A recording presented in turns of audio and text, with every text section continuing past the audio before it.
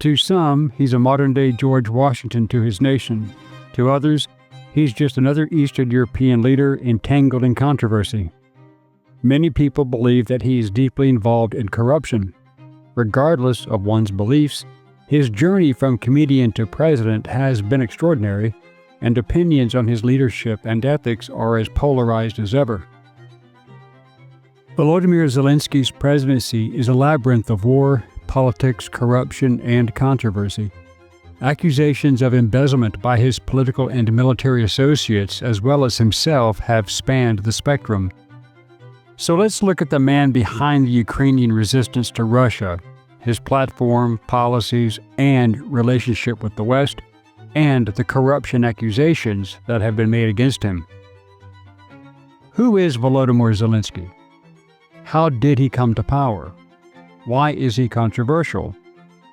How bad is the damage done by his administration due to corruption? Hello, I'm Colin Heaton, former history professor, Army and Marine Corps veteran, and welcome to this episode of Forgotten History.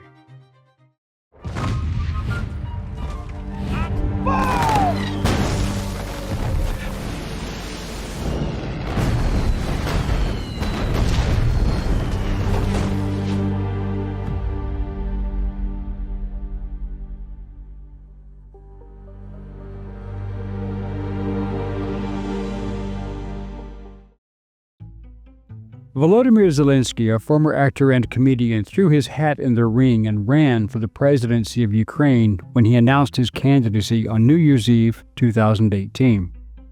To many, it was considered a publicity stunt. Zelenskyy was thereafter elected to a 5-year term in 2019. But due to his public display of disillusionment with Ukraine's history of corruption among the political elite, his outsider image and anti-corruption message resonated, and in April 2019, he received 73% of the vote in a historical landslide in Ukraine. But then Zelenskyy went after other likely future rivals, such as former President Petro Poroshenko, who was accused of using his position for personal gain, has been entangled in numerous legal battles, although there has not been any real evidence presented. Poroshenko had appointed financiers to run the national bank, tasked with cleaning up the banking system. Poroshenko also created the National Anti-Corruption Bureau that was tasked to investigate crimes by the nation's top officials, both former and current presidents, prosecutors, judges, ministers, and governors. This investigation included companies doing business in violation of Ukrainian and international law, such as Burisma, which is tied to the Biden crime family, where exorbitant payments were sent to the Bidens in order to gain influence while Joe Biden was vice president. Zelenskyy saw this as an opportunity, and he campaigned on cleaning up government and targeted political rivals, especially Poroshenko, which challenged his Western allies' support as they have warned against political score settling, cautioning that Ukraine must uphold democratic integrity. The first prosecutor general to be appointed by Zelenskyy, Ruslan Ryabashapka, was fired by Zelenskyy in March 2020 for his refusal to sign off on charges against Poroshenko, which he called legal trash. Zelenskyy being labeled as a tyrannical dictator may have some merit. Attempts to prosecute Poroshenko, for which there is no evidence of corruption, have stirred the belief of corruption by Zelenskyy's actions. The U.S. Embassy posted a statement warning that justice system should not be used for the purpose of settling political scores. Stephen Pfeiffer, the former U.S. ambassador to Ukraine, also pointed to the political witch hunts as corruption, while Roman Waszak, the former Canadian ambassador to Ukraine, agreed that Zelenskyy was purging political rivals without cause. A survey by the Kiev International Institute of Sociology, which included interviews with over 13,000 people, including internally and externally displaced Ukrainians, said that 77% of those surveyed said that next to the war, corruption was the country's most serious problem. Zelenskyy wanted Ukraine to join the European Union, but due to the history of corruption in that country, that would be unlikely for some time. His other request was to be admitted into NATO, which was more of a possibility, but there were problems. Russian dictator Vladimir Putin was already quite upset that the Baltic states and Eastern European nations had requested to join NATO in violation of an agreement that NATO would not extend eastward, which he deemed a threat to Russia. In 2014, Russian forces had attacked and captured the Crimean Peninsula without any serious American protest by President Barack Obama, and after the election of Joseph Biden in 2020, the disastrous evacuation of Afghanistan, and the Biden administration's feckless and absent positions on most world affairs, Putin saw his opportunity. But it was Ukraine submitting and being considered for NATO membership, as well as the ethnic Russians living in the Don Basin and elsewhere, that gave Putin his perceived justification to invade Ukraine, starting the war on February 24, 2022. After Russia invaded, the polls came out, and Zelenskyy launched a very public investigation into bribery related to military recruitment. Meanwhile, Ukraine's Parliamentary Anti-Corruption Policy Committee has identified problems in a new bill on conscription that could give rise to corruption risks after Zelenskyy announced on December 19, 2022, the likely mobilization of 500,000 recruits.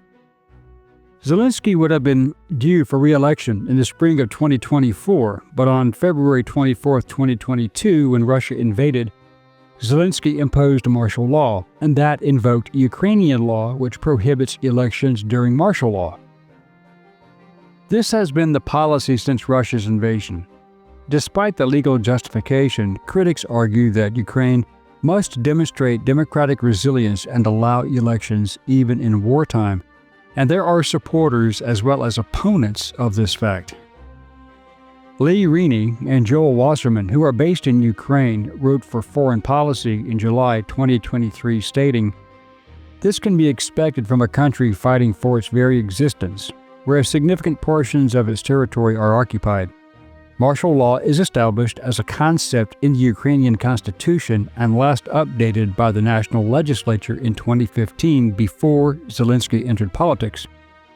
Article 19 of Ukraine's martial law legislation specifically forbids conducting national elections. Thus, for Ukraine to conduct elections while under martial law would be a violation of legal norms that predate Zelenskyy and the full-scale Russian invasion."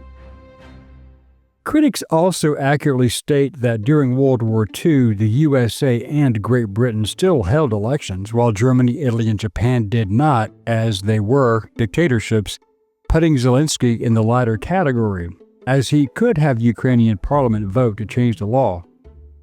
A second survey by Interfax Ukraine, a Ukrainian news agency, in conjunction with the Kiev International Institute of Sociology, which was carried out for the Ilko Kucherev Democratic Initiatives Foundation think tank, saw 94% of Ukrainians believing Zelenskyy was corrupt. After this survey was released, Zelenskyy dismissed all the heads of Ukraine's regional military committees in what was perceived as political damage control. Zelenskyy's public anti-corruption drive has seen high-profile officials removed or investigated. Defense Minister Rustem Umerov revealed an audit uncovering $262 million in military procurement corruption. In August 2023, Zelenskyy dismissed all the heads of the regional military recruitment centers after reports surfaced of bribery schemes helping people avoid the draft. One accusation was that all well-to-do Ukrainians had to do was pay off officials to not join the military, and many of them fled Ukraine. The defense minister, Alexei Reznikov, has come under criticism after his ministry signed a contract to procure food for the military at inflated prices. Deputy Infrastructure Minister Vasyl Lozinskiy was arrested for allegedly accepting a bribe of $400,000 when the Anti-Corruption Prosecutor's Office said it exposed and stopped the activities of an organization criminal group involved in the embezzlement of budget funds. Zelenskyy's replacement defense minister Rustem Umerov, after 4 months in office, said an audit had uncovered corruption connected to the military procurement for another $262 million, for which he blamed his predecessor, Alexei Reznikov, who had resigned. 2 senior officials were dismissed over allegations that the Defense Ministry had inflated contracts for food supply to troops, including eggs, and one official was arrested on suspicions that he embezzled nearly $40 million in the fraudulent purchase of much-needed artillery shells for Ukraine's military. The problem was the shells were never delivered, and the money was instead sent to various accounts in Ukraine and in the Balkans, investigators said. Ukraine's prosecutor general said that the funds have since been seized and will be returned to the country's defense budget. After all of these actions, another poll, which cited a statement by the think tank's executive director, Petro Burkovsky, reported that 77.6% of surveyed Ukrainians still believed that Zelenskyy was directly responsible for the corruption despite his firings and bringing charges against those in government. The main question was, where did the money go? In an interview with the Associated Press on February 2, 2025, Zelenskyy stated, "When I hear that America gave Ukraine hundreds of billions of dollars, 177 to be more precise, as the president of a warring country, I can tell you that we received just over 75. We are talking about specific things because we got it, not with money but with weapons. There is training, there is additional transport. These are not only prices for weapons. There were humanitarian programs, social, etc. $100 billion of these 177 we never received. When it's said that Ukraine received $200 billion to support the army during the war, that is not true. I don't know where all the money is." Zelenskyy referred to both $177 billion and $200 billion regarding supporting the army, where aid helped all elements of the Ukrainian armed forces, and he appears to include only weapons as aid received. Yet, outside observers, such as former Polish Deputy Minister Piotr Kolpa, claim that up to 50% of U.S. aid to Ukraine has been embezzled to corrupt Ukrainian officials and U.S. political networks, meaning NGOs, USAID, and even the State Department under the Biden administration, and politicians who siphoned off money.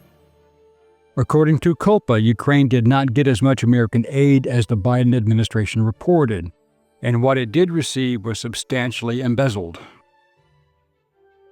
Piotr Kolpa claims Ukrainian authorities, including Zelenskyy, misappropriated up to half of the financial aid given to Kiev. Kolpa also told Ukrainian journalist Lana Shevchuk that everyone understands that war-related corruption is linked not only with Ukraine but also the supplier nation. Who would ever believe that the U.S. burned through $2 trillion in Afghanistan? It's delusional. Kolpa also accused U.S. aid programs of writing off large sums of money that finance shady systems under Democratic Party control. Kolpa suggested that the Trump administration might analyze government finances and discovered that Ukraine got very little in comparison to publicly declared amounts, and that a large chunk of the funds were stolen from 30% to 50%, regardless of the nature of the aid. Criticizing the massive salaries and bonuses Ukrainian officials pocketed, Kolpa further expressed that if the country could retrieve all the stolen money, it would have sufficient funds for a year. Anatol Levin, Eurasia Program Director at the Quincy Institute for Responsible Statecraft in Washington, D.C., in an interview with Newsweek, asserted that claims of graft and corruption against Zelenskyy played into deeper Republican criticisms of corruption and the waste of U.S. aid in many other countries around the world. These are being instrumentalized to reduce U.S. aid where in fact it would have been honestly used and very useful. Zelenskyy has been told repeatedly in public and in private that he simply must do something very visible to crack down on corruption to help the Biden administration get its aid package through Congress. Accusations have also been directed at United States lawmakers in both parties who have been fervently supporting U.S. financial and military assistance to Ukraine. These accusations are serious, and listing the following members of Congress as possibly having received kickbacks for their votes to send assistance to Ukraine is noteworthy. Some of those listed actually have had direct influence, if not direct financial interest, in many of these organizations, such as USAID and NGOs handling the money. Those persons on the list, supposedly released by Ukrainian whistleblowers, and which is yet to be verified as factual, include the following lawmakers on both sides of the aisle and in both houses of Congress. Democrats include Joseph Biden, $92 million, Nancy Pelosi, $86 million, Chuck Schumer, $66 million, Adam Schiff, $62 million, Liz Cheney, $77 million, while Republicans on the list include Kentucky Senator Mitch McConnell at $89 million, South Carolina Senator Lindsey Graham at $82 million, former Utah Senator Mitt Romney at $71 million, Texas Representative Dan Crenshaw, $20 million, and Texas Senator John Cornyn at $41 million. Now, this list may grow, and I remind you there is yet no proof as to the correct denominations or even if these politicians received money as a result of the aid. The direct corruption by lawmakers is speculative. That will likely surface after the completed DOJ audit. Those listed as receiving money is incredible if true, and as of yet, this information provided is unverified, but it is under investigation. Elon Musk has proven USAID corruption, supporting the claim that 58% of taxpayer dollars never even reached Ukraine, and much of that did arrive was stolen.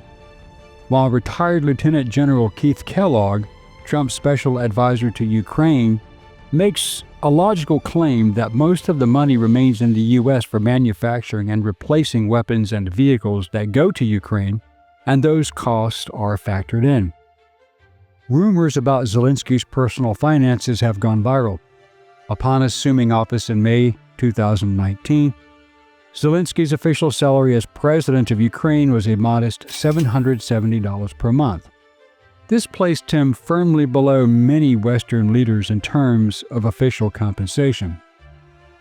But his personal wealth has come under intense scrutiny. Conservative activists have circulated allegations that he owns a $20 million mansion in Miami or a $48 million yacht, claims that are in dispute. Leaked Pandora papers, which are questionable, revealed that he and his associates held offshore assets linked to media ventures, which is not illegal, but did launch a great debate over whether they contradicted his anti-corruption stance. Now, some of these assets were registered in the British Virgin Islands, Cyprus, and Belize. These companies were linked to media licensing rights and asset management for Kvartal 95's intellectual properties. Zelensky's defenders argue that offshore structures were often used by Ukrainian businesses to protect themselves from political persecution and aggressive asset grabs, which were not uncommon, and they were risk protections for high-profile entrepreneurs in Ukraine's volatile pre-war environment. But it also allowed for massive corruption. Critics questioned Zelensky's purchase of a luxury London apartment valued at $3.8 million in 2016, while supporters argue that his net worth was about $12 million due to his career as an actor and was prior to his becoming president. One particularly interesting asset in Zelensky's portfolio was that luxury apartment in London. But Zelensky claimed the property was intended as an investment linked to his production company's overseas earnings, and the purchase was made before his presidency, which has been verified. In his legally mandated financial disclosures, Zelensky reported ownership of several properties, including a spatial apartment in central Kiev, additional residential property in the upmarket Petrix district, and a stake in commercial real estate tied to Kvartal 95's operations. Lauren Witzke, a far-right activist and 2020 Republican Senate nominee for Delaware, recirculated the claim that Zelensky had bought a $20 million mansion in Vero Beach, Florida, as she called for the U.S. to cut off Ukraine from funding. However, Zelensky's name does not appear in the documents for the property ownership, but it is owned by a company to which Zelenskyy apparently has financial connections.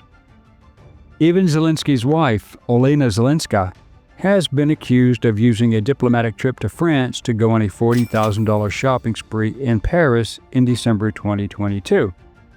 In October 2023, a claim went viral that she spent $1.1 million at the Cartier store in New York while on diplomatic business, which is yet to be verified, but even if true, is not a crime if it's their money. In her defense, Zelenskyy may have been a target of disinformation, as she was also accused of buying a private island of Pumpkin Key, Florida, worth $95 million, despite the property remaining on the market at the time the claims were made in a Russian TikTok video.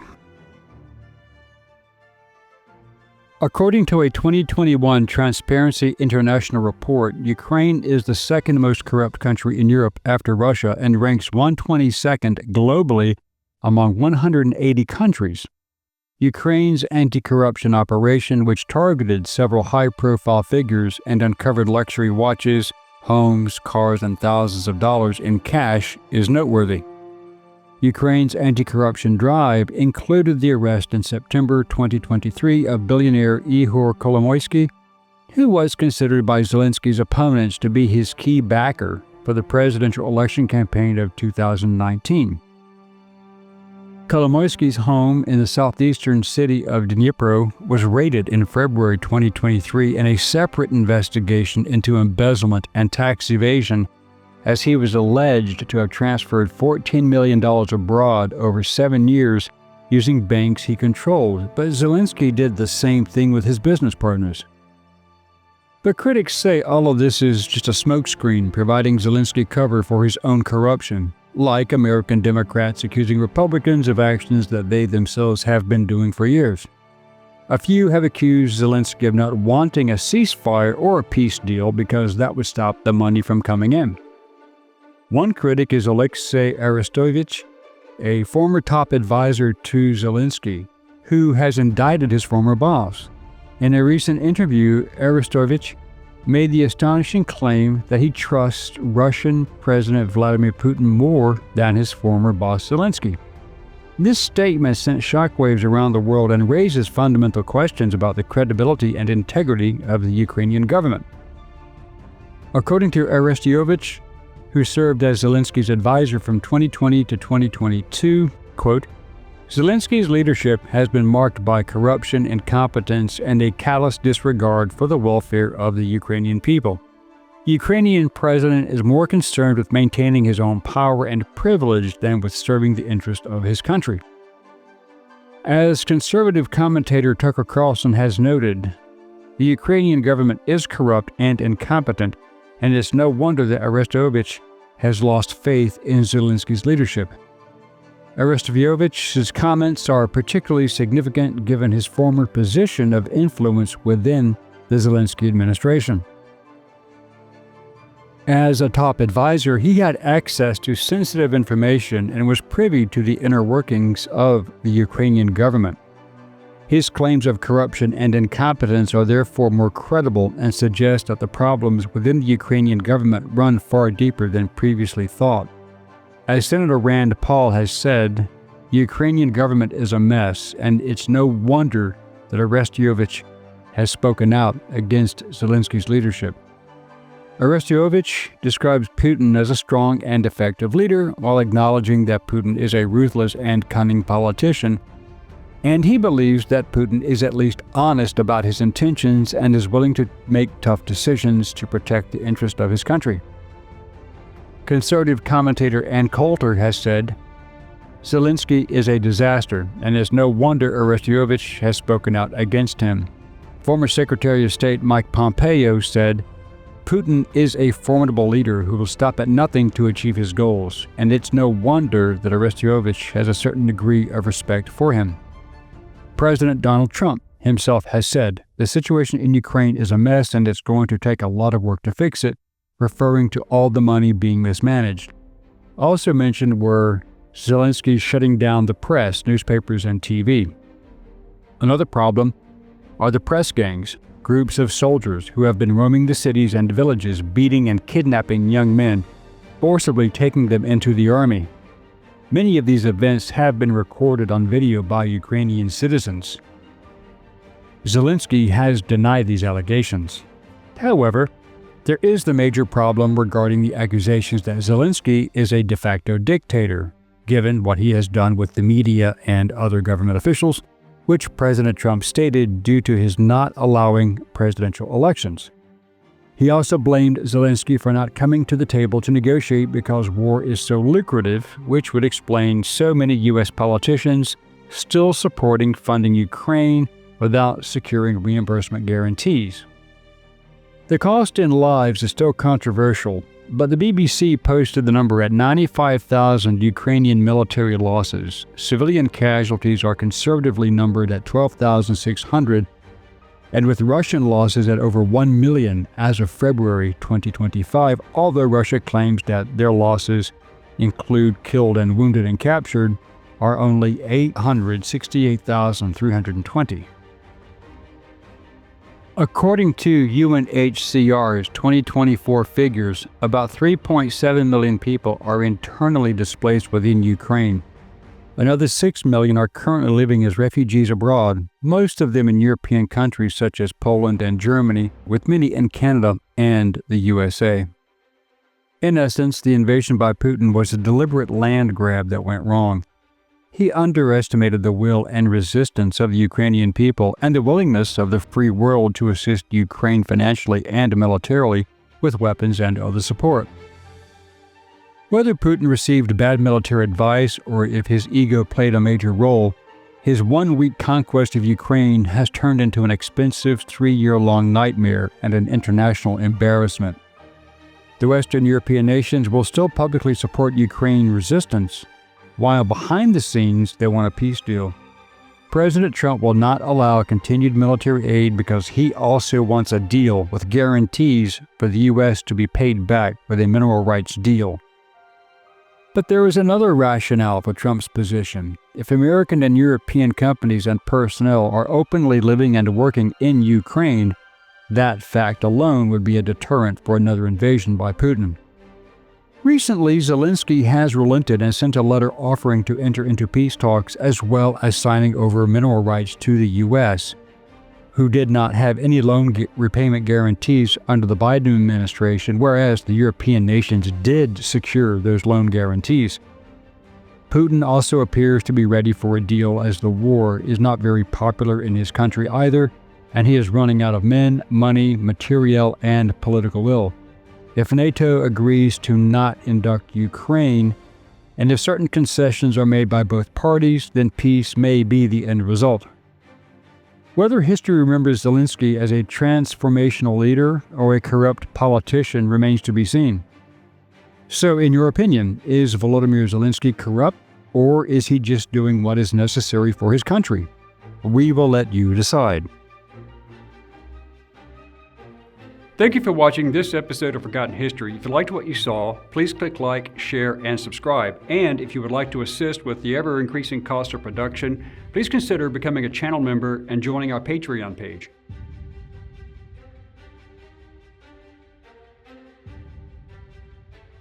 Please check out our merchandise store. And thanks for watching.